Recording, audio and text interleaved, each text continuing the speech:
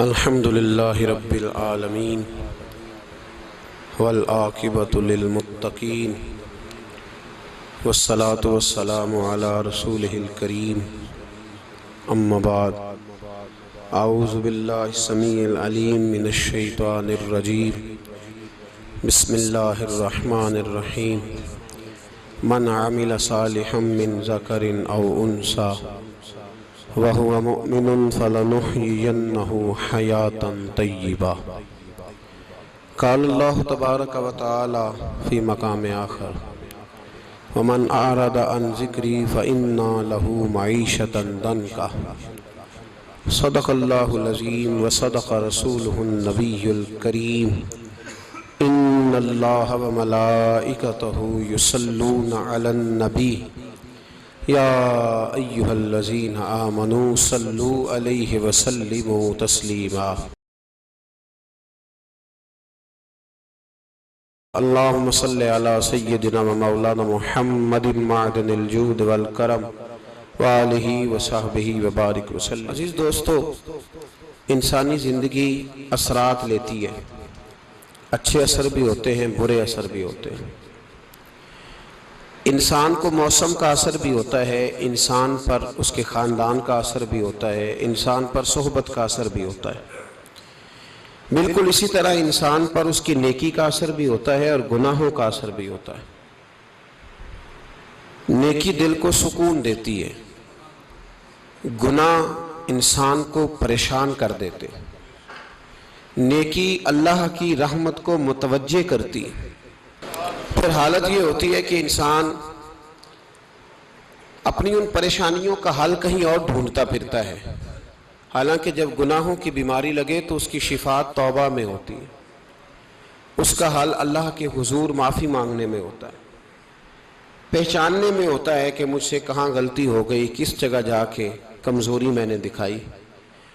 ہر انسان اچھی، ٹھنڈی، خوبصورت، سکھ والی زندگی چاہتا ہے۔ اللہ کریم نے سورہ نحل کے اندر ارشاد فرمایا من عمل صالحا من ذکر او انثی، فرمایا جو بھی اچھے عمل کرے، چاہے مرد ہو چاہے عورت ہو، وَهُوَ مُؤْمِن، شرط یہ ہے کہ مومن ہو، فَلَنُحْيِيَنَّهُ حَيَاةً طَيِّبَةً، فرمایا ہم اسے پاکیزہ زندگی عطا فرما دیں گے، حیات طیبہ دے دیں گے اسے، پاکیزہ زندگی۔ شرط کیا ہے؟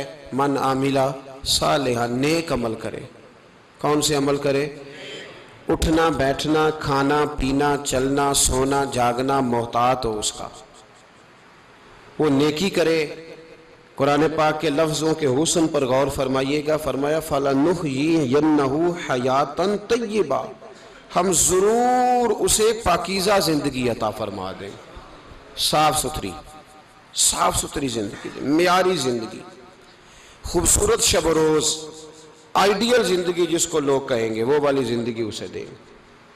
اور دوسرے مقام پر سورہ طٰہٰ کی آیت نمبر 124 میں فرمایا وَمَنْ أَعْرَضَ عَنْ ذِكْرِي، جو ہمارے ذکر سے منہ پھیرے گا،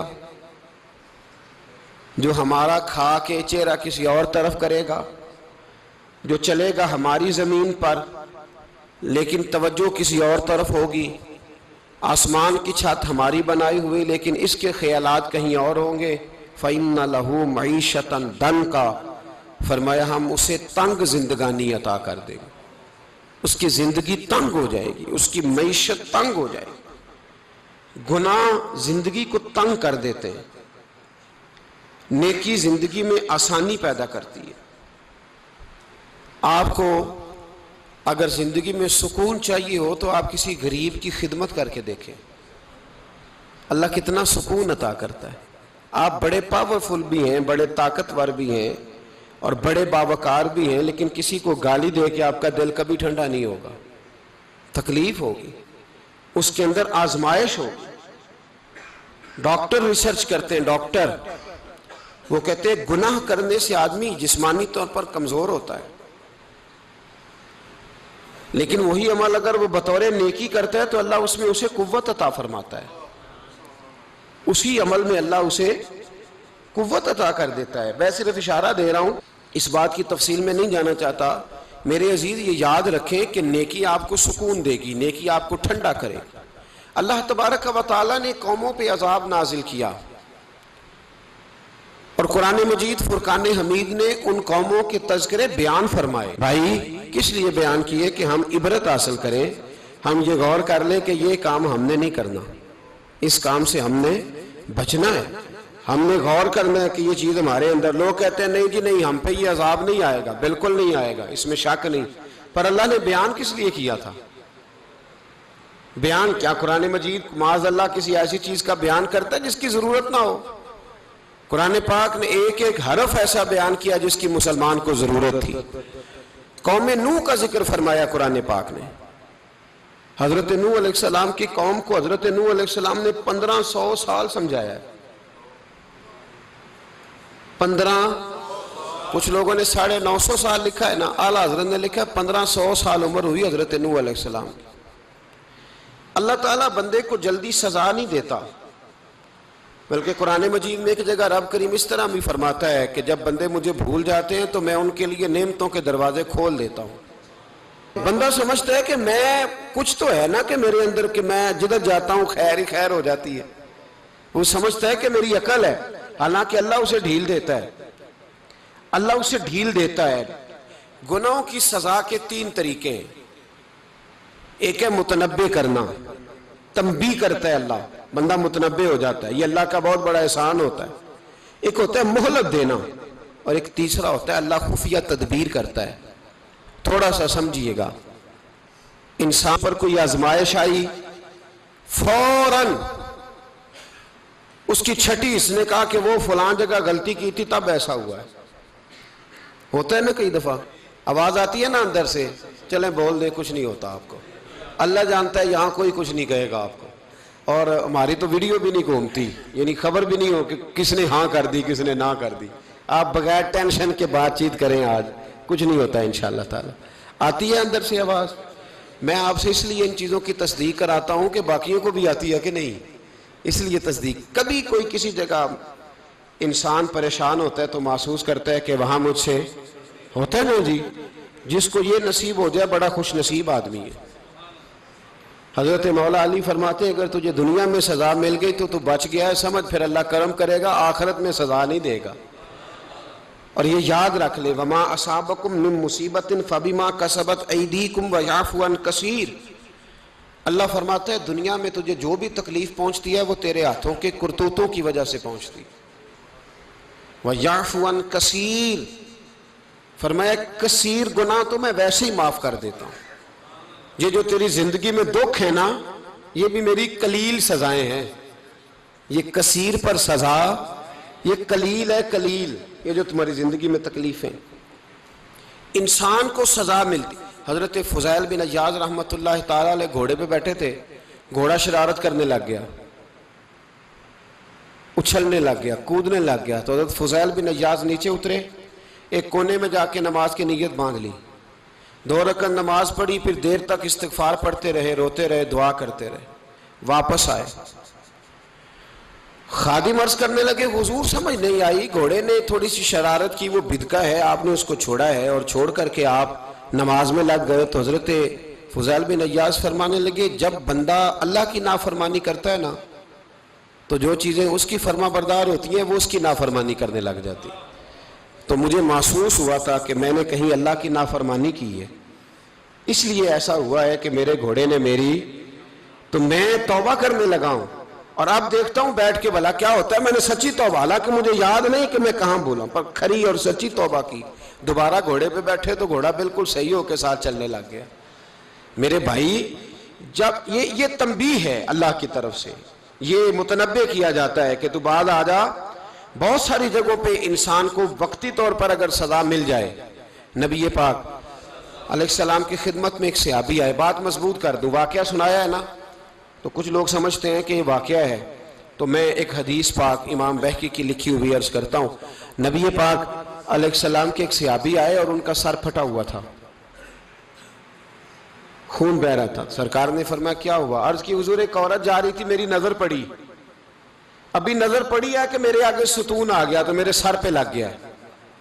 نبی پاک صلی اللہ علیہ وسلم نے فرمایا تیرے لیے خوشخبری ہے، اگر دنیا میں تیری غلطی کی تجھے سزا ملی ہے تو پھر رب تجھے قیامت میں سزا نہیں دے گا. پھر اللہ قیامت میں سزا، بعض گناہ ایسے ہیں جن کی یہاں بھی سزا ملے گی اور وہاں بھی ملے، لیکن میرے بھائی پہلی بات یہ ہے کہ اللہ تعالیٰ اس غلطی کی یہیں سزا دے لے اور دعا فرمائے اللہ تبارک و تعالیٰ یہاں بھی معافی عطا فرمائے وہاں بھی معافی عطا فرمائے، اللہ درگزر ہی فرمائے. لیکن میرے بھائی ایک تو یہ سزا، ایک سزا یہ ہوتی ہے کہ انسان جب گناہ کرنے لگتا ہے تو اللہ نعمتوں کے دروازے کھولتا ہے، مہلت دیتا ہے. 500 سال تک فرعون کو مہلت دی. کتنے؟ یہاں جو 5 سال حکومت کر لیتا ہے وہ کہتا ہے سب سے قابل میں ہی ہوں، مجھے مہلت جو ملی ہوئی ہے. 500 سال مہلت دی اللہ تعالیٰ نے. اور فرعون کی قوم پر پتہ عذاب کس طرح کیا آئے تھے؟ ٹڈیاں مسلط کر دی اللہ نے. یہ گھومتی نہیں چھوٹی سی، ہم اپنی زبان میں اس کو کچھ لوگ مختلف ناموں سے یاد کرتے ہیں، کوئی مکڑی کہتا ہے، کوئی کچھ کہتا ہے. مسلط کر دی، جاتی نہیں. ان پر بنی اسرائیل کے ان مقابل جو فرعون کی قوم تھی ان پر الزام اس طرح کا عذاب آیا کہ مینڈک مسلط کر دی اللہ تعالیٰ. برتن کھولتے تھے اندر مینڈک نکلتا تھا. دنیا کی ہر دوائی استعمال کرتے تھے لیکن مینڈک نکل آتا تھا. تھوڑا سا سمجھا کریں چیزوں کو. ہمارے رنگ نہیں زیادہ گورے کہ ہم پر عذاب نہیں آتا. کوئی بہت زیادہ اللہ تعالیٰ معاف فرمائے دولت نہیں جمع کرا بیٹھے شاہی خزانے میں کہ ہم سے پوچھا نہیں جائے گا. یہ مہلت ہے، مہلت کو مہلت سمجھو. پھر جب پکڑ آتی ہے نا اللہ کریم کی، میں نے دیکھا ہے کروڑوں روپیہ، 6 اولادیں. ایک شخص کے بچے باہر سے آ رہے تھے، وہ بندہ بیمار تھا. مجھے کہنے لگا حضرت جی دعا کریں میں ان کے آنے سے پہلے مر جاؤں ورنہ آ کے مجھے مار دیں گے. دعا کریں. اتنی بے سکونی، کروڑوں روپیہ پڑا ہے تو یہ عذاب نہیں؟ کوئی ضروری ہے کہ پتھر ہی برسیں گے تو سمجھ آئے گی؟ یہ جو سگا بیٹا بوڑھے باپ کے قریب سے گزر جاتا ہے سلام نہیں لیتا تو اس کو عذاب نہیں سمجھتے؟ یہ جو امت کی بیٹیاں، امت کی بچیاں، ہماری بچیاں ایک سال کے اندر 75 76 ہزار بچی ایک ڈویژن سے بھاگ کے شادی کر رہی ہے اور ایک صوبے سے، تو اس کو آپ اللہ کا عذاب نہیں سمجھتے؟ یہ معمولی بات ہے. نہیں ہمارے رنگ ہو رہے ہیں، ہم بڑے سمارٹ ہیں. 1500 سال مہلت دی نوح علیہ السلام کی قوم کو. کتنے سال؟ بول کے بتائیے، بول کے دوبارہ بولیے. 1500 سال. کوئی آدمی اپنی سمارٹنس پہ خوش نہ ہو جائے کہ 20 سال ہو گئے میں تو نافرمانی بھی کر رہا ہوں، روٹی بھی پک رہی ہے، میں تو حرام بھی کھا رہا ہوں پھر بھی سب ٹھیک ہے. 1500 سال مہلت دی. پھر حضرت نوح کہنے لگے اللہ میں نے تو بڑا سمجھایا نہیں باز آتے. تو رب کریم نے فرمایا کشتی بناؤ. اللہ کے پیغمبر کشتی بنانے لگے تو قوم مذاق اڑانے لگ گئی. اب کیا کرنے لگے ہو؟ اب کشتی بنانے لگے ہو، خیر تو ہے، قوم مذاق اڑا رہی ہے. حضرت نوح علیہ السلام کا آپ نے کشتی بنائی، پانی کہاں سے نکلا؟ نہ بارشیں ہوئی نہ سیلاب آئے. ایک تندور تھا اس کے اندر سے پانی نکلنا شروع ہو گیا. کبھی تندور سے بھی پانی نکلا ہے، پر جب نکالنے والا چاہتا ہے تو وہاں سے بھی ایک تندور سے پانی نکلا. اتنا نکلا کہ قوم ساری ڈوب گئی. قرآن مجید کے صفحات شہادت دیں گے کہ حضرت نوح کی قوم کا بچہ بہ گیا. بچے صرف وہ تھے جو حضرت نوح کے ساتھ ہو گئے، تباہ ہو گئی. اللہ بے نیاز ہے، بے نیاز. 1500 سال مہلت ملے اور تو پھر بھی کہے رب بڑا کریم ہے معاف کر دے گا. 1500 سال تجھے گنجائش دے اور تو کہے کوئی نہیں بات معافی ملنی چاہیے ابھی بھی. میرے بھائی حضرت صالح علیہ السلام کی قوم، حضرت صالح نے تبلیغ شروع کی تو کہنے لگے پہلے معجزہ دکھاؤ. جی آج تو نہیں لوگ معجزے مانگتے ہیں. آج بھی لوگ کرامتے اور معجزے، اللہ معاف کرے، جو چیزیں معجزہ تو ہو نہیں نہ سکتا لیکن آج بھی لوگ، آپ یقین کریں، کہتے ہیں یہ بڑی نمازیں پڑھتا ہے تو پھر بخشا کیوں نہیں گیا، پھر کیوں نہیں منو سلوا کیوں نہیں اترا اس پر، پھر میں بھی اسی طرح ہی ہوں، کیا اس کے اندر خوبی آ گئی؟ مولوی بھی ویسے ہی ہے، صوفی بھی ویسے ہی ہے. لوگ مانگ نہیں رہے، لوگ دلیلیں مانگ نہیں رہے. ابھی بھی لوگ بحث نہیں کرتے، کیا فرق آ گیا جی، ویسے ہی ہیں سارے۔ اللہ تعالیٰ سے ڈرنا چاہیے۔ ہمیں سامنے والے کی طرف دیکھ کر صحیح ہونے کا حکم نہیں ہے، ہمیں اپنی اصلاح کا حکم ہے، اپنی طرف دیکھ کے اپنے آپ کو ٹھیک کرنے کا۔ الزام لگا کے گزر جانا، اس کا کوئی مطلب سنو اور یاد رکھو۔ حضرت صالح علیہ السلام سے کہنے لگے پہلے معجزہ دکھائیں، تو حضرت صالح علیہ السلام نے فرمایا اونٹ کہاں سے پیدا ہوتے ہیں؟ کہا اونٹنی کے بطن سے۔ فرمایا آؤ میں تمہیں پہاڑ کے اندر سے اونٹنی پیدا کر کے دکھاتا ہوں۔ کہاں سے؟ پہاڑ کے اندر سے۔ حضرت نوح ساتھ لے کے گئے تو پہاڑ کے اندر سے اونٹنی نکلی، اور اونٹنی بھی گابن تھی، اس کے پیٹ میں بچہ، اور اونٹنی اتنا دودھ دیتی تھی کہ ساری بستی دودھ پی جاتی تھی، پھر بھی دودھ بچ جایا کرتا تھا۔ لیکن حضرت نوح علیہ السلام نے فرمایا اب تم نے دیکھ تو لیا یہ اسے، یہ جتنا دودھ دے گی روٹی بھی اتنی کھائے گی، ایک دن تم سارے پانی پیو گے، ایک دن یہ سارا پانی پیا کرے گی، ایک دن تم سارے باقی جانوروں کو گھاس کھلاؤ گے، ایک دن یہ اونٹنی، اور اونٹنی کا نام کیا؟ ناقۃ اللہ، اللہ کی اونٹنی۔ کس کی اونٹنی؟ نام کیا ہے؟ اللہ کی، یہ اللہ کی اونٹنی ہے۔ تو حضرت نوح علیہ السلام کی اونٹنی فرمایا اس کی بے ادبی نہ کرنا۔ باز نہیں آئے لوگ، باز نہیں آئے، کہنے لگا جی دودھ دینا تو ٹھیک ہے، پر یہ جو سارا پانی پی جاتی ہے نا یہ صحیح نہیں، یہ جو ساری گھاس کھا جاتی ہے یہ نہیں ٹھیک، دودھ دینا تو ٹھیک ہے پر یہ نہیں صحیح۔ آپ نے فرمایا اسے کچھ نہ کہنا، اللہ کی اونٹنی ہے۔ میں کہا کرتا ہوں ان لوگوں نے ناقۃ اللہ کی بے ادبی کی، حضرت نوح علیہ السلام کی اونٹنی کی ٹانگیں کاٹ دی، صالح علیہ السلام کی۔ اور دیکھو اللہ بڑا بے نیاز ہے، اگر پیدا کرنا جانتا ہے تو حفاظت کرنی نہیں جانتا، لیکن رب کریم نے فرمایا نہ کرنا۔ انہوں نے ان کے پیر کاٹ دیے، کانوں پہ چھریاں لگائیں۔ اونٹنی جب مر گئی، اونٹنی اللہ تبارک و تعالیٰ کی وہ اونٹنی جب مر گئی تو حضرت صالح علیہ السلام کی قوم پر رب کریم نے زلزلہ بھیجا۔ اذا زلزلت الارض زلزالہا، جب زلزلے آئیں گے اور جب ان کا زلزلہ آنا زلزلہ آتا ہے نا، کیا کرتی ہے قوم؟ لا الہ الا اللہ، لا الہ الا اللہ، کلمے جاری ہو جاتے ہیں۔ بلکہ ایک دفعہ ایسا بھی ہوا کہ مسجدوں میں اعلان ہونے لگے زلزلہ آ رہا ہے، جو فجر کے لیے نہیں اٹھے زلزلے کے لیے وہ بھی اٹھ گئے، جن کا دعویٰ ہے نا میری سویرے آنکھ نہیں کھلتی، ان کی لگی نہیں کتنے گھنٹے، بعد میں بھی نہیں لگی، ٹی وی پہ اعلان ہوتے رہے کوئی نہیں آ رہا سو جاؤ چپ کر کے، لیکن آنکھ لگی۔ موت سے تو ڈرتا ہے، اللہ سے ڈرتا ہی نہیں، موت کا خوف ہے رب کا نہیں۔ زلزلہ آیا، ساری قوم تباہ ہو گئی۔ بتاؤ اگر ناقۃ اللہ کی گستاخی ہو تو اللہ ناراض ہو جاتا ہے، اور اگر اولیاء اللہ کی ہو،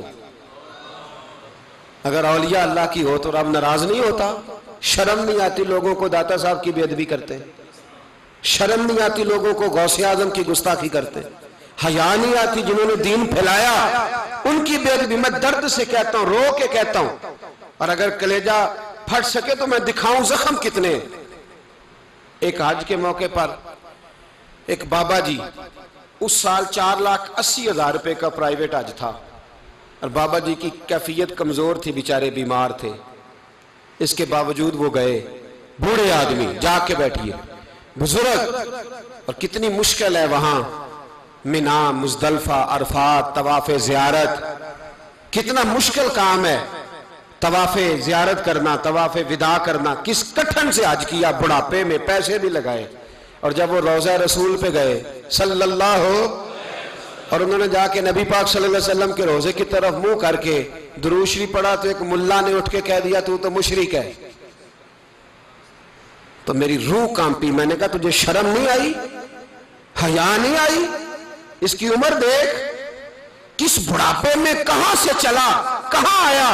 یہ مشرک ہوتا تو کسی مندر میں جاتا، یہ مشرک ہوتا تو کسی گرجے میں جاتا، یہ مشرک نہیں، یہ مومن ہے، اور یہ وہ والا مومن ہے جس کے سینے میں دل جب دھڑکتا ہے تو خالی دھڑکتا نہیں، ساتھ وہ محمد عربی پہ درود و سلام بھی پڑھتا ہے۔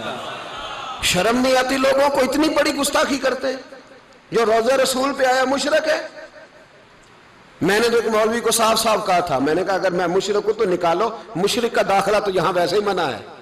شرم نہیں آتی؟ اپنی زبان کا ایک پاس کرو کچھ۔ اتنا ظلم، اتنی بڑی فرقہ واریت امت میں، اتنا امت کو تقسیم کرتے ہو، تمہیں شرم نہیں آتی؟ جہاں سے اتحاد کا پیغام دینا چاہیے وہاں سے تم لوگوں کو فرقے کا پیغام دیتے ہو، ایک مقصود فرقے کی تبلیغ کرتے ہو. خدا را تو میں کہہ رہا ہوں ناقت اللہ کی بے ادبی پہ عذاب آتا ہے تو اولیاء اللہ کی بے ادبی میں نہیں آتا. داتا صاحب ساری زندگی تبلیغ کرتے رہے، ایک آدمی نے اٹھ کے کہہ دیا جناب وہ تو شرک کا اڈا ہے، تو رب کریم ناراض نہیں ہوتا ان باتوں سے؟ ہمیں خیال کرنا چاہیے، اللہ سے ڈرنا چاہیے. ان چیزوں سے عذاب آتا ہے اور آ رہا ہے. اللہ تعالی ہمیں محفوظ فرمائے. اللہ ہمیں اس سے، قوم لوط پہ بھی عذاب آیا. ہم جنس پرستی، مرد مردوں سے بدکاری کرتے ہیں. حضرت نوح نے سمجھایا کہ یہ کام درست فطرت کے خلاف ہے، یہ کام درست نہیں. جب انسان یہ کام کرتا ہے تو زمین اور آسمان کانپتے ہیں. اب میں کیسے کھول کے بتاؤں، میرے پاس اعداد و شمار ہیں کہ پاکستان کے اندر اس کام کی کیفیت کیا ہے اور کس طرح کر کے لوگ، میں تو رونا روتا رہتا ہوں داڑھی کا. لوگ کئی دفعہ کہتے ہیں حضرت صاحب پہلے بھی آئے تھے تو داڑھی کی بات، پھر بھی آئے تو داڑھی کی بات. تو میں رونا روتا ہوں، اس لیے روتا ہوں کہ جو کلین شیو نوجوان ہوتا ہے وہ امرد کے حکم میں ہے، اس پر وہی حکم لگتا ہے جو عورت پہ لگتا ہے. اس کے ساتھ مرد کا اٹھنا بیٹھنا اسی طرح ناجائز ہے جس طرح عورت کے ساتھ. حضرت جنید بغدادی رحمت اللہ تعالیٰ علیہ کے سامنے ایک شخص نے کہا وہ کتنا خوبصورت نوجوان جا رہا ہے، تو آپ فرمانے لگے تو حافظ قرآن نہیں؟ کہا ہاں. فرمانے لگے جا اپنے حفظ کی خیر بنا. وہ شخص کہتا ہے میں نے اس بغیر داڑھی والے کلین شیو نوجوان کو بری نظر سے دیکھا، مجھے قرآن پاک ہی بھول گیا، سارا قرآن پاک بھول گیا. اور کتنے سال میں دعائیں کرتا رہا، بیت اللہ کے طواف کرتا رہا، میں یاد بھی کرتا تو نہیں ہوتا. کیسے اب تو ہمارا نعت کہاں بیوٹی پارلر سے ہو کے آتا ہے، ہم کسی اور کو کیا پیغام دیں؟ وہ پیغام، وہ نظام، وہ طریقہ کار جس کا حکم تھا شریعت میں. قوم لوط پر عذاب آیا. صحیح بیٹھتے ہوں گے بچے جو موٹر سائیکلوں پہ بیٹھتے ہیں. میں نے گجرانوالہ کی سڑکوں پہ بچوں کو، نوجوانوں کو جو تماشے کرتے سرے عام دیکھا ہے تو مجھے ڈر لگتا ہے. اور کوئی روکنے والا نہیں، شغل ہو رہا ہے، ہنس رہے ہیں اور سامنے عورتیں بھی ہیں، سب ہو رہا ہے. کتنی تکلیف کی بات. حضرت نوح کی قوم یہ کام کرتی تھی، قرآن پاک نے بیان کیا ہے. حضرت نوح نے سمجھایا، فرمایا رب کریم نے تمہیں اپنی خواہش پوری کرنے کے لیے جائز طریقہ عطا فرمایا، عورتوں سے نکاح کرو، اور اس نکاح کی برکت سے جو اللہ تمہیں اولاد دے گا اس کو اللہ تبارک و تعالیٰ تمہارے لیے باعث بخشش بھی فرمائے گا. لیکن جب قوم نہ مانی تو جو قوم میں لوط کا عمل کرے اس کا علاج قرآن نے بیان فرمایا کہ آسمان سے پتھر برسیں گے. پھر پتھر برسے اور جن کے بڑے بڑے اچھے دماغ تھے ان کے دماغ چکنا چور کر دیے گئے، تباہ کر دیے گئے، ان کے دماغ زمین پر بچھاڑ دیا گیا. اللہ مہلت دیتا ہے لیکن اس کا مطلب یہ نہیں کہ انسان توبہ ہی نہ کرے. حضرت شعیب علیہ السلام کی قوم پر بھی عذاب آیا، اس لیے کہ بددیانتی کرتی تھی، ناپ تول میں کمی کرتی تھی. میں نے کہا تھا شب قدر کی رات کہ یہ کوئی تماشا ہے کہ شب رات آئی تو ساری رات روتے رہے یا اللہ معاف کر دے، یا اللہ معاف کر دے، رو رو کے چیخے مار مار روئے. شب قدر آئی تو پھر چیخے ماری، ساری رات روئے. تو جس بندے کا پروگرام ہی نہیں سویرے بدلنے کا، دکان پہ بیٹھ کے پھر وہی ناپ تول میں کمی، پھر وہ اللہ تعالیٰ معاف کرے. میں ایک مضمون پڑھ رہا تھا تو وہ فوڈ کے اسپیشل لوگ تمہیں لکھا تھا مہربانی کرو ملاوٹ ہی اچھی چیز کی کر لو، مرچ میں کیری تو نہ ملاؤ اینٹوں کی، وہ تو بیمار کرتی ہے، وہ تو خون کی آنتوں کو روک دیتی ہے. وہ کہنے لگا، اور وہ کہتا ہے میں تمہیں بتاتا ہوں کون کون سی چیز ملائی جا سکتی ہے، وہ ملا لو. خدا را اس قوم پہ رحم کرو، مہربانی. ایک دوست ہے ہمارے، میں وزیر آباد میں ان کے گھر بیٹھا تھا تو ایک میڈیکل، میرا کسی شخص پہ اعتراض کرنے کا میں مجموعی بات کرتا ہوں. میں ایسے ڈاکٹروں کو جانتا ہوں جو اللہ تعالیٰ فضل کرے سچ مچ کے نیک ہیں، اچھے لوگ. تو بچے کا میڈیکل سٹور ہے تو والد بیمار ہو گیا تو کہتا ہے ابا جی ڈاکٹر صاحب نے کہا آپ کو ڈریپ لگنی ہے. تو سگے باپ کو ڈریپ لگانے لگا تو باپ کیا کہتا ہے پتر تیری مہربانی مینو کوئی اصلی لائی، وہ نہ لائیں جڑی لوکاں نو لانا ہے. اب وہ پیار سے سنا رہا ہے بات. میں نے اسے کہا کہ یہ تو ڈوب مرنے کا مقام ہے نا، ڈوب مرنے کا مقام، کہ جس ملک کے اندر دوائی بھی صحیح نہ بکے، اصلی نہ ملے دوائی بھی، اور پھر وہ قوم کہے کہ ہم نے تو پورے روزے رکھے. ہم نے تو بڑا صدقہ اور خیرات کیا، دوائی بھی اصل نہ ملے۔ جناب شعیب علیہ السلام کی قوم ناپ تول میں کمی کرتی تھی، تو اللہ تبارک و تعالیٰ نے ان پر بتا عذاب کس طرح کا بھیجا، شدید گرمی ہوئی۔ اللہ ہمیں محفوظ فرمائے، سارے آمین کہہ دیا۔ دیکھیں کتنا اچھا موسم کر دیا رب کریم، اللہ ہمیں محفوظ فرمائے، اللہ رحمت فرمائے۔ شدید گرمی کی لہر آئی، باہر اتنی گرمی ہوئی کہ لوگ اپنے گھروں میں گھس گئے۔ جس طرح سورج کی شعائیں گھروں کے اندر داخل ہو جاتی، اس طرح گرمی کی لہر اندر داخل ہوئی۔ اور جس طرح کسی کو آگ لگ جائے تو وہ آدمی اچھلتا کودتا ہے نا، اس طرح یہ لوگ اچھلنے لگے اور اچھل کود کے مر گئے۔ جرم کیا تھا؟ ناپ تول میں کمی کرتے۔ حضرت داؤد کی قوم بھی تباہ ہوئی، جرم کیا تھا؟ ہفتے والے دن مچھلیاں نہیں پکڑنی تو یہ پکڑتے تھے۔ حکم ہے نا مسلمان کو نماز کے ٹائم کوئی اور کام نہیں کرنا، نماز پڑھنی ہے۔ میرا خیال ہے مسلمان تو فٹافٹ آ جاتے ہیں، سارے ہی پہنچ جاتے ہیں نا مسجدوں میں۔ ہلکا ہلکا بول رہے ہیں آپ، کیوں نہیں پہنچتے؟ اگر حضرت سیدنا، اور پتہ انہیں سزا کیا ملی؟ اللہ نے فرمایا اس ٹائم عبادت کرنی ہے، کام نہیں کرنا، وقت نہیں ہے کام کا۔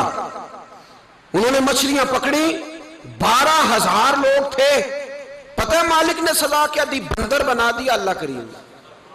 قرآن مجید کا پہلا سپارہ پڑھے، فَجَعَلْنَاهَا نَكَالًا لِمَا بَيْنَ يَدَيْهَا وَمَا خَلْفَهَا۔ اللہ فرماتے ہیں پچھلوں کے لیے بھی عبرت بنا دیا، بعد والوں کے لیے بھی عبرت، نشان عبرت بنا دیا۔ بندر بن گئے، اور جو ان کے دوست جو بچ گئے تھے ان کے پیر چومتے تھے، روتے تھے۔ 3 دن بندر بن کے زندہ رہے، پھر اللہ نے سب کو اجتماعی موت دے دی۔ تو اگر مسلمان سے اللہ کہے کہ نماز کے ٹائم کاروبار نہیں، جمعے کے ٹائم کاروبار، تو مسلمان کہتا ہے نہیں مجھے مہلت ملی ہوئی ہے۔ یہ تو اس وقت پتہ چلتا ہے نا جب بچے ڈیوٹی لگاتے، ہاں ہاں ہاں عذاب آتا ہے، اس وقت پتہ چلتا ہے۔ میں نے دیکھا یہ منظر، اس وقت پتہ چلتا ہے جب بچے کسی ملازم 6,000 کی ڈیوٹی لگاتے، کہتے ہیں ابے کا دھیان رکھنا، ہم دکان پہ بیٹھنے لگے۔ پھر اسے سمجھ آتی ہے اگر میں نماز کے ٹائم مسجد میں ہوتا تو آج میری اولاد میری خدمت پہ ہوتی۔ میں نماز کے ٹائم مسجد نہیں گیا تو بچوں نے 6,000 کا ملازم بٹھایا ہے، ابا جی کا خیال رکھ، ایک نرس بلائی ہے تو خیال رکھ۔ کدھر ہوتے ہیں مسلمان نماز کے ٹائم؟ ایک عیسائی نے اعتراض کیا ہے، سنیں، وہ کہتا ہے مجھے لگتا ہے مسلمانوں کے 3 خدا ہیں۔ مسلمان اڑ گیا، کہنے لگا نہیں ہمارا تو ایک ہے، کہا نہیں 3 ہے، معاذ اللہ استغفر اللہ، ہمارا ایک ہے۔ کہنے لگا نہیں میں ثابت کرتا ہوں، ایک تمہارا خدا 5 نمازوں کا ہے، ایک رمضان کا ہے، ایک عید کا ہے۔ لگتا ہے معاذ اللہ عید والا زیادہ تگڑا ہے، تم زیادہ آتے ہو۔ رمضان والا لگتا ہے اس سے کچھ کمزور ہے، تم تھوڑے آتے ہو۔ اور 5 نمازوں والا شاید سب سے کمزور ہے۔ بات عقل کی ہے کہ نہیں؟ اس نے اعتراض ٹھیک کیا، تو مسلمان کو چاہیے نا خیال کرے۔ ایک یہودی نے لکھا تھا، اس نے کہا تھا جس دن مسلمانوں کی تعداد فجر کی نماز میں اتنی ہو گئی جس دن جتنی جمعے میں ہوتی ہے، اس دن نہ کوئی یہودی سازش کرے گا نہ کوئی عیسائی تلوار نکالے گا۔ شرط یہ ہے کہ یہ اسی طرح فجر پڑھنے آئیں جس طرح جمعہ پڑھنے آتے ہیں، تو پھر کوئی شخص بھی ان کو کسی جگہ شکست دے سکتا تو ہمارے گناہ ہمیں پریشان کرتے ہیں۔ یہ جتنی آزمائشیں ہیں ان کے پس منظر میں گناہ ہیں۔ ہماری زندگی کے اندر جتنی تکلیفیں، ہماری پریشانیوں کا سبب ہم خود ہیں۔ بہت ساری جگہوں پہ ہم غلطی کرتے ہیں، اس کی ہمیں سزا ملتی، غلطی کی سزا۔ ایک نوجوان نے مجھے بڑی گہری بات سنائی، میرا قریبی تعلق تھا، کہنے لگا گھر میں بڑا مسئلہ ہے، بڑی پریشانی ہے، ماں اور بیوی کا ماحول اتنا سخت ہو گیا ہے کہ نمٹ نہیں سکتا۔ آپ یقین کریں میں نے ڈیٹیل سے ساری چیز کو سٹڈی کیا، میرے پاس اتنا وقت نہیں ہوتا، پھر بھی میں نے اس فیملی کو پورا پڑھا تو غلطی نوجوان کی نکلی۔ نہ اس پہ اماں اعتبار کرتی ہے نہ بیوی اعتبار کرتی ہے۔ اس نے جھوٹ بول بول کے اس طرح کی ماحول پیدا کر دیا ہے کہ کوئی اس پر اعتماد کرنے کو تیار ہے۔ اگر آپ ناراض نہ ہو تو ایک بات کروں، پتہ ہے گھر میں ماحول کب خراب ہوتا ہے؟ باہر والے ہماری تقریر سنتے ہیں، گھر والے ہمارا عمل دیکھتے ہیں۔ جب وہ دیکھتے ہیں نا کہ یہ کس طرح کا شخص ہے، اس کے رویے، اس کا کردار، اس کا لب و لہجہ کتنا برا ہے اور یہ کردار کا کتنا کمزور ہے۔ اعلیٰ حضرت فرمایا کرتے تھے نیک وہ ہوتا ہے جس کی تنہائی صاف ستھری ہوتی ہے، اس لیے ماحول بگڑ جاتا ہے۔ یہ جو ہم کہتے ہیں نا میرے سجن بڑے بنتے ہیں پھر ٹوٹ جاتے ہیں، کچھ لوگ ایسے ہوتے ہیں جو ان کے پاس جاتا ہے انہی کا ہو جاتا ہے، وہ کہیں اور کے قابل کیوں بھلا؟ اس لیے کہ ان کے کردار میں ٹھنڈک دیکھتا ہے، ان کے لب و لہجے میں مٹھاس دیکھتا ہے، اس شخص میں اتنی خوبصورتی دیکھتا ہے کہ اسی کا بن جاتا ہے۔ حضرت ابراہیم بن ادم کے پاس ایک نوجوان آیا، کہنے لگا میں گناہ کرنا چاہتا ہوں۔ فرمانے لگا بالکل کر، اللہ کا دیا ہوا رزق کھانا چھوڑ دے اور گناہ کر۔ کہنے لگا یہ نہیں ہو سکتا۔ فرمانے لگے چل پھر اس طرح کر، رب کی زمین پہ نہ رہ، کسی اور کی زمین پہ چلا جا۔ کہنے لگا یہ بھی نہیں ہو سکتا۔ فرمانے لگے چل اللہ کی چھت سے نکل جا۔ کہنے لگا یہ بھی نہیں ہو سکتا، تو آپ رو پڑے۔ فرمانے لگے پھر جناب اسرائیل جب آئیں تو ان سے کہنا مجھے 2-3 سال کی مہلت دے دے، پچھلی میری گناہوں میں گزر گئی، میں ذرا 3 سال عبادت کر لوں۔ تو وہ شخص بھی رونے لگا، کہنے لگا حضور وہ مہلت نہیں دیتے، وہ جب لینے آتے ہیں تو پھر لے کے اللہ تعالیٰ نے جب انسان بنانا چاہا نا تو جناب جبریل کو کہا مٹی لے کے آ زمین سے۔ حضرت جبریل نے مٹی پہ ہاتھ ڈالا تو باقی کی مٹی رونے لگ گئی، اسے جدا نہ کر۔ تو جناب جبریل چھوڑ کے چلے گئے۔ حضرت میکائیل کو بھیجا مٹی لا، مٹی پہ ہاتھ ڈالا تو باقی کی مٹی رونے لگ گئی، چھوڑ کے چلے گئے۔ جناب اسرائیل کو بھیجا، مٹی پہ ہاتھ ڈالا تو باقی کی رونے لگ گئی، چھوڑ کے نہ جاؤ۔ تو حضرت اسرائیل فرمانے لگے تیرا رونا دیکھو کہ رب کا حکم دیکھو۔ وہ لے گئے، جب پیش کی تو رب کریم نے فرمایا اسرائیل جان نکالنے کی ڈیوٹی بھی تیری، تو مٹی کو لے آنا، باقی مٹی روتی بھی رہے تو روتی رہے، جب میرا فیصلہ آ جائے تو پھر اس میں کوئی گنجائش، ہم کھاتے بھی اللہ کا ہیں، نافرمانی بھی اس کی کرتے، زمین پہ بھی اس کی چلتے ہیں، نافرمانی بھی اس کی کرتے، حکم کسی اور کا مانتے، چھت پہ رب کریم کی رہتے۔ اس طرح نظام نہیں چلتا۔ میرے بھائی یاد رکھ لو، گناہوں کی سزا ملے گی، زندگی تنگ ہو جائے، یہاں بھی آزمائش ہوگی اور وہاں بھی۔ میں نے درس پہ کہا تھا، پھر بات کہتا ہوں، یہ میں اپنے لیے کہہ رہا ہوں، توجہ ہے میری بات پر۔ دعا فرمایا کرے کہ جو کچھ ہم نظر آتے ہیں اللہ ہمیں ویسا بننے کی توفیق بھی عطا فرما۔ اللہ ویسا بننے کی، یہ مشکل معاملہ ہے، مشکل۔ دیکھیں نا ایک آدمی سیاستدان ہے، اس نے بڑے اچھے نعرے لگائے، انقلاب آ جائے گا، میں غریب کا بھلا کر دوں گا، میں یتیموں کے سر پہ ہاتھ رکھوں گا، میں مجبوروں کی مدد کروں گا، میں دکھیوں کی مدد کروں گا، مزدوروں کو۔ اس نے اچھے اچھے نعرے سکھائے، اچھا اس نے پیغام دیا، اندر اس کے یہ تھا کہ اقتدار ملے گا تو مرضی کروں گا۔ لوگ اس کے گرد بھی گئے، اس کی گاڑی کے پیچھے بھی بھاگے، لوگوں نے اس کے نعرے بھی لگوائے، جیب سے پیسے لگا کے اس کے پوسٹر بھی شائع کیے، لوگ اس کے گرویدہ ہو گئے، لوگوں نے پوری، اور میری قوم نے تو بیچاری نے کئی دفعہ دھوکے کھائے۔ جس نے نعرہ لگایا غریب اسی کے پیچھے مسیحا بن کے چل پڑا، آج دھوکہ دے لیا، لوگوں کو پیچھے لگا لیا۔ یہ بتاؤ اگر راز کھل جائے، اگر راز کھل جائے کہ یہ دھوکہ دے رہا ہے، یہ فریب کر رہا ہے، تو لوگ اس کا کیا حال کریں گے؟ یہ راز قیامت میں کھل جائے گا، قیامت میں یہ راز یہ کھل جائے گا، یہ دھوکے باز تھا۔ اذا زلزلت الارض زلزالہا، جب زلزلہ آئے گا جیسے اس کا آنا ٹھہرا، واخرجت الارض اثقالہا، زمین اپنے بوجھ باہر نکال دے گی۔ اس سے مراد کیا ہے کہ زمین پہ جو جرم ہوئے زمین بتا دے گی، باہر نکل آئے۔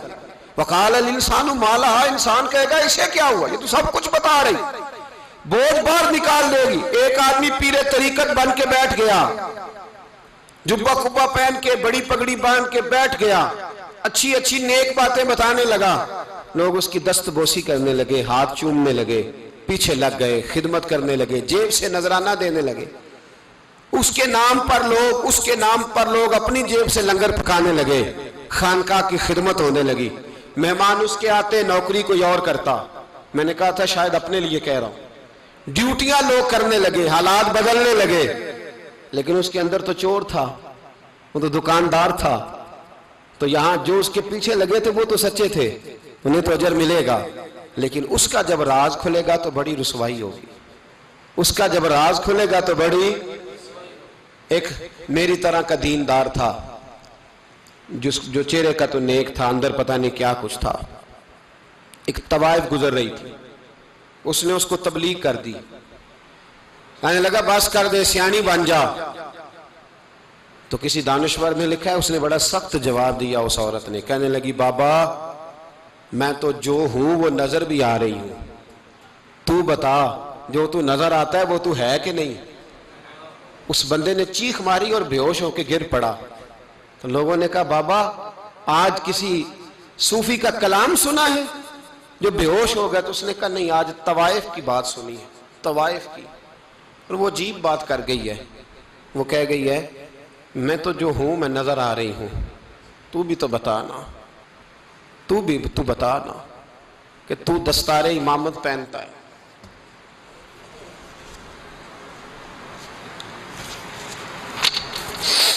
تو بتا تو جو کہلاتا ہے تو وہ ہے کہ نہیں؟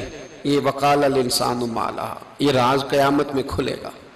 ہم جو کچھ بتا رہے ہیں نا اپنی زبانوں سے، ہمیں اپنے گناہوں کا احساس ہونا چاہیے۔ ایسا نہ ہو کہ جب سزا ملے تو پھر اس طرح کی ملے کہ دوبارہ کسی کو کوئی منہ دکھانے کے قابل نہ رہے۔ میرے بھائی یاد رکھیں اور سمجھیں، گناہ انسان کی زندگی کو تنگ کرتے ہیں۔ میرے نبی پاک علیہ السلام نے فرمایا جب تو جھوٹ بولتا ہے تو تیرے فرشتے کرامن کاتبین سائیڈ پہ ہو کے کھڑے ہو جاتے ہیں، جب تو زنا کرتا ہے تو تیرے اندر سے ایمان نکل جاتا ہے۔ اور نبی پاک علیہ السلام نے فرمایا جب میری قوم میں ناانصافی عام ہو جائے گی تو قتل بھی عام ہو جائے گا۔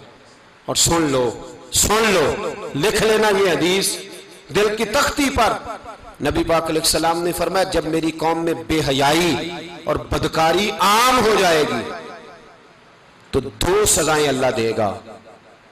ایک تو جوان موتیں آئیں گی،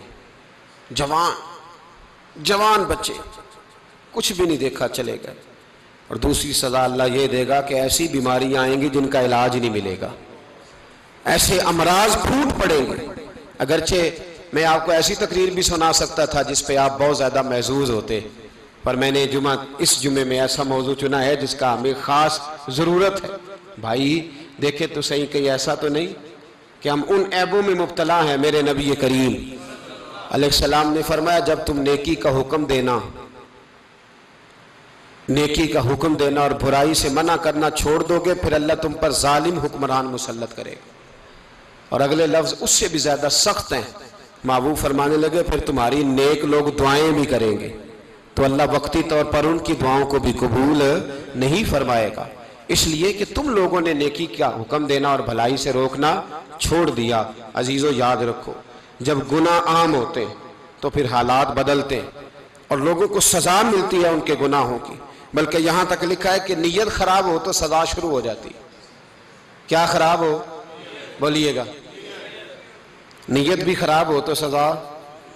حضرت رومی کہتے ہیں کہ ایک بادشاہ کو پتہ چل گیا کہ ایک آدمی نے بڑا اچھا باغ لگایا ہے، خوبصورت باغ ہے، مالٹے کا کنوں کا باغ بڑا پیارا۔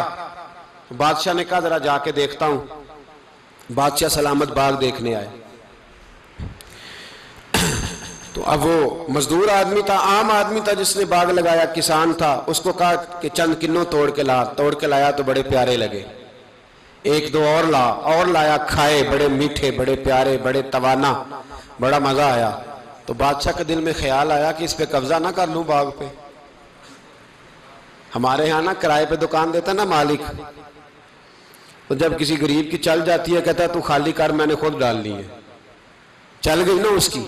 حالانکہ رزق اپنے اپنے نصیب کا ہے، رزق اپنے اپنے نصیب کا ہے، جس کو اللہ تعالیٰ چاہتا ہے عطا کرتا ہے۔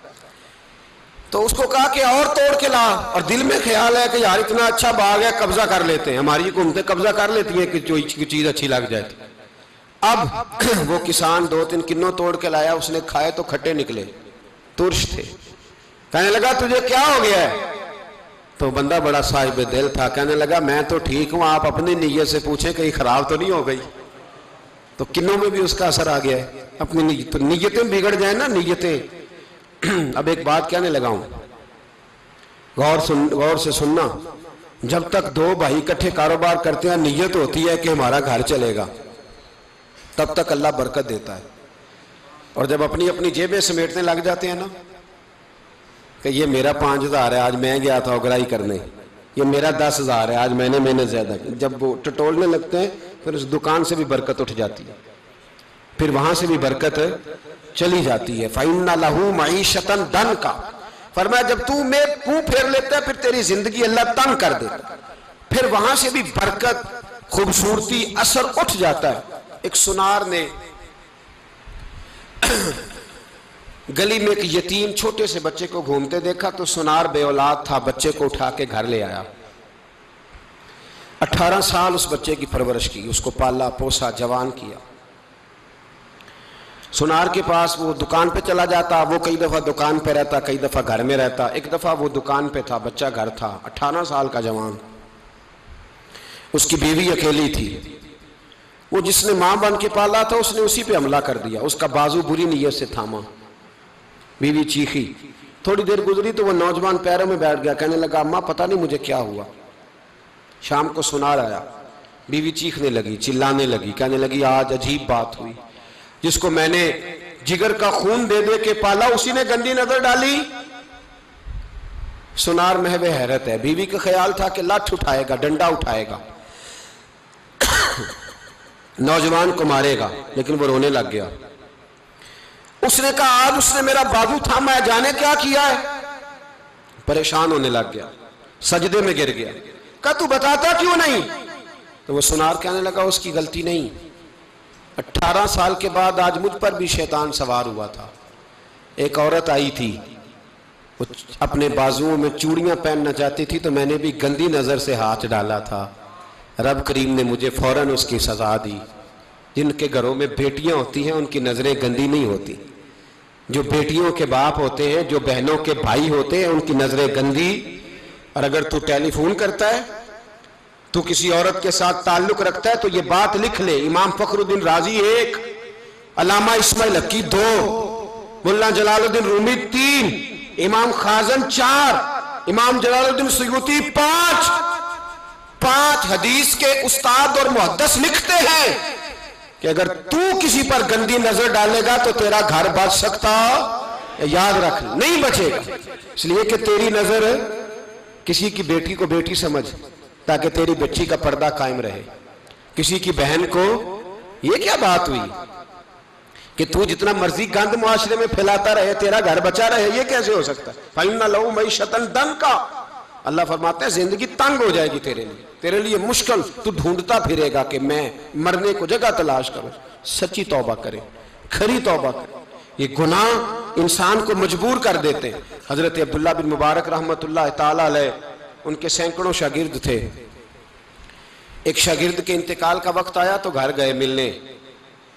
آپ کہتے ہیں میں نے زور لگا لیا پر اس کی زبان پر کلمہ جاری نہیں ہوا۔ میں اسے کہتا کلمہ پڑھ پر اس کی زبان پر جاری۔ اللہ اکبر، بہت بڑی نعمت ہے، دعا فرمائیں اللہ ایمان کی موت عطا فرمائے، ایمان کی موت دے اللہ کریم، ایمان کی موت دے۔ ایسے بھی لوگ دیکھے ہیں، مسجد نبوی ہے، رسول اللہ کا شہر ہے، سر سجدے میں ہے، روح پرواز کر گئی، روح پرواز۔ کتنا نصیبوں والا ہے، کتنا نصیبوں والا ہے کہ مسجد نبوی میں سر سجدے میں رکھا ہے اور اللہ تبارک و تعالیٰ نے محبوب کے قدموں میں موت عطا فرمائی۔ تو حضرت عبداللہ بن مبارک کہتے ہیں میں نے اس کو کہا کلمہ پڑھ تو اس کی زبان پہ جاری نہیں ہوتا۔ میں بار بار کہتا تو وہ منت کرتا، کہتا حضور میں کوشش کرتا ہوں جاری نہیں ہوتا۔ فرماتے میں پریشان ہو کے اٹھا، ابھی میں دروازے پہ پہنچا تھا اس نے چیخ ماری اور روح پرواز کر گئی۔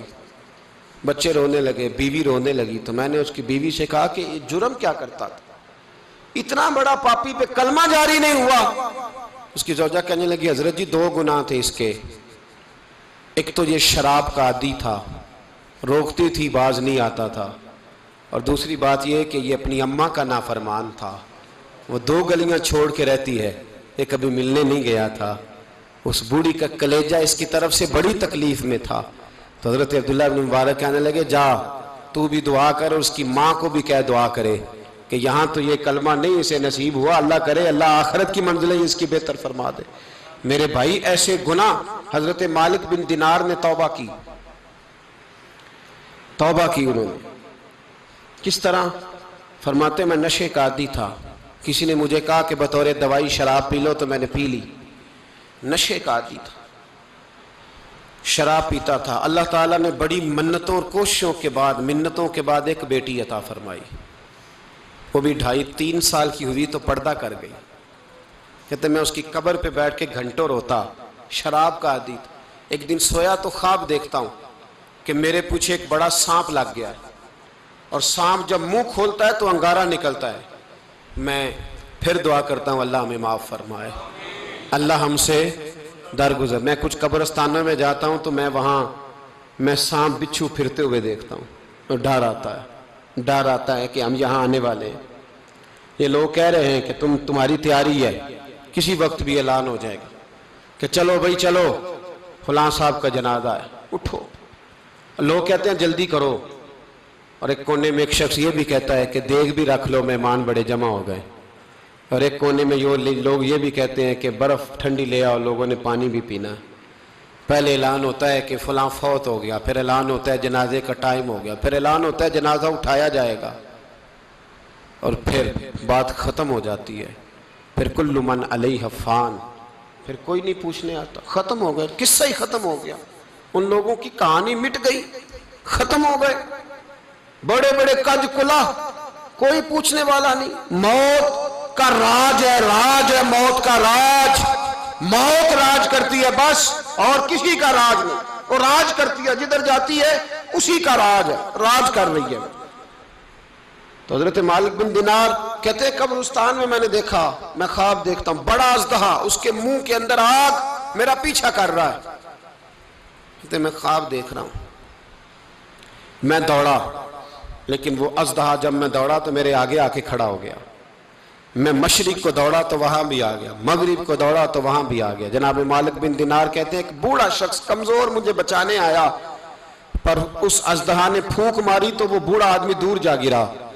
کہتے ہیں میں چیختا تھا، چلاتا تھا، ایک پہاڑی پہ میں بھاگا گیا تو وہاں مجھے میری بیٹی ملی، مجھے فوت ہو گئی۔ وہ اس اژدہے کے آگے اس نے یوں ہاتھ کیا تو اژدہا پیچھے بھاگ گیا۔ میں نے بیٹی کو گود میں اٹھایا، میں نے کہا بیٹی یہ کون تھا؟ کہنے لگی ابا یہ تیرا برا عمل تھا، یہ تیرا برا عمل تھا، یہ تجھے کھا جاتا اگر میں نہ ہوتی۔ تو کہا یہ بوڑھا جو مجھے بچانے آیا یہ کون تھا؟ کہا یہ تیرا اچھا عمل تھا، پر کمزور بڑا تھا، تھوڑا تھا، یہ تیرے برے عمل کا مقابلہ کرنے کی ہمت نہیں رکھتا تھا۔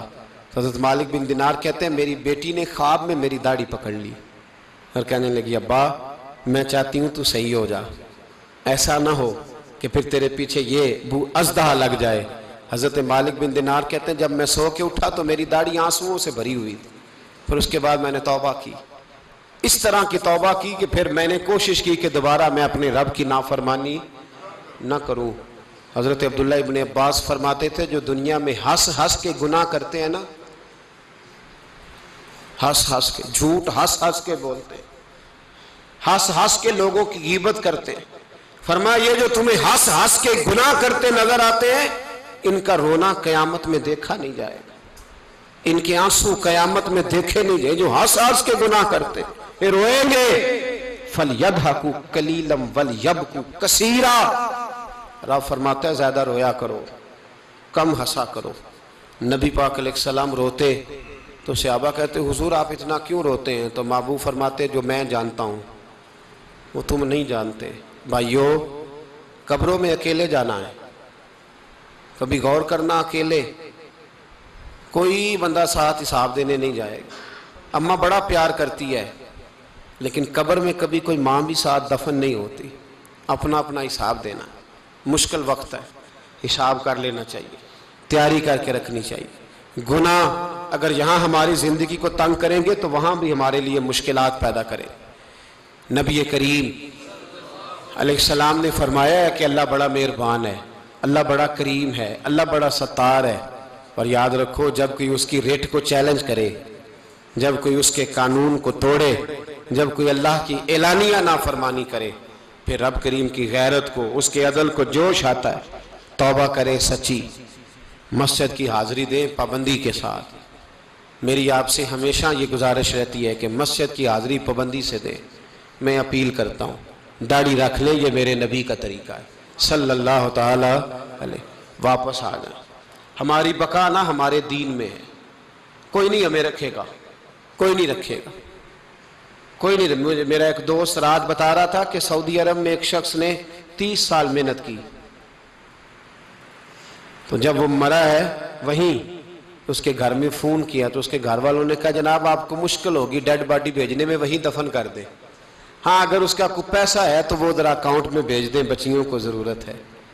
او بھائی تو اکیلا جائے گا، تیرے لیے مشکل ہو جائے۔ اپنے بھی ساتھ یقین کریں، بچے دعائیں کرانے آتے ہیں، کہتے ہیں حضرت جی دعا کریں اللہ اماں کی سختی معاف کر دے۔ اس کا مطلب کیا ہے کہ اماں اب جائے، اب ہمارا نمبر آئے۔ بچے تو انتظار کر رہے ہیں کہ ابا جائے اور گدی پہ ہمارا نمبر آئے، تیاری ہے۔ اکیلے جانا ہے، اکیلے، سخت سا مرحلہ ہے، اکیلے سارا کچھ فیس کرنا۔ آج توبہ کریں، وہاں کے کیڑے یہاں رہ کے ماریں، اپنے ساتھ ظلم نہ کریں۔ ہم اس قابل نہیں کہ وہاں جا کے مقابلہ کر سکیں۔ بچیں، اپنے آپ کو محفوظ کریں، بچائیں، حساب اپنا اپنا دینا ہے۔ کسی باپ نے اگر اپنے بچوں کو حرام کھلایا تو بچے تو نہیں کہہ رہے تھے نا کہ حرام لے کے آ، تو باپ نے حساب دینا، والد نے۔ لہٰذا مہربانی فرمائیں، اپنے اوپر رحم کھائیں، اپنے آپ کو سنواریں۔ آج جمعۃ الوداع ہے، توبہ کریں، اللہ کے نیک بندوں کی صحبت میں بیٹھا کریں، اچھی باتیں سنا کریں تاکہ دل نرم رہے۔ ان جگہوں سے بچیں جو گناہ کی طرف لے کے جاتی، ظلم سے، زیادتی سے، جبر سے بچیں۔ اپنے آپ کو اپنے رب کریم کی بارگاہ میں جھکا دیں۔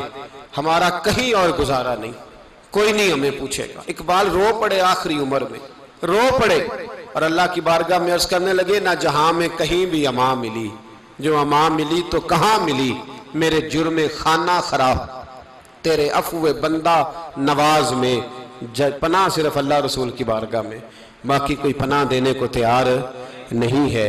دعا کرتا ہوں اللہ کی بارگاہ میں اللہ ہمیں سچی توبہ کی توفیق عطا فرمائے۔ آخر دعوانا ان الحمدللہ۔